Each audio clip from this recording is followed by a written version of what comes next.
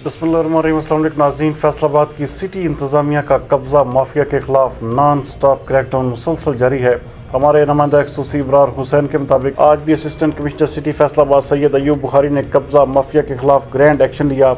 AC city Faisalabad को इतला मौसूल हुई कि GTS चौक बिलमुकाबल पुराना नगीना सिनेमा में 4 कैनाल कीमती सरकारी प्लाट पर गैर कानूनी बस और कोस्टर अड्डा बनाया गया है। डिप्टी कमिश्नर फैसलाबाद मोहम्मद अली की हिदायत पर एसी सिटी ने रेवेन्यू फील्ड स्टाफ और थाना सिविल लाइन पुलिस के हमरा मौका पर पहुंचकर 3 कोस्टर्स, 1 बस और 1 वैन जो कि तकरीबन 15 मरला पर मौजूद थी, एसी सिटी ने फौरी तौर पर कार्रवाई करते हुए मौका से 6 अफराद को पुलिस की तहवील में देकर थाना सिविल लाइन में मुकदमे का इंदराज करवा दिया है, जबकि वागजार करवाए गए रकबा की कुल मालियत 10 करोड़ 50 लाख रुपए है।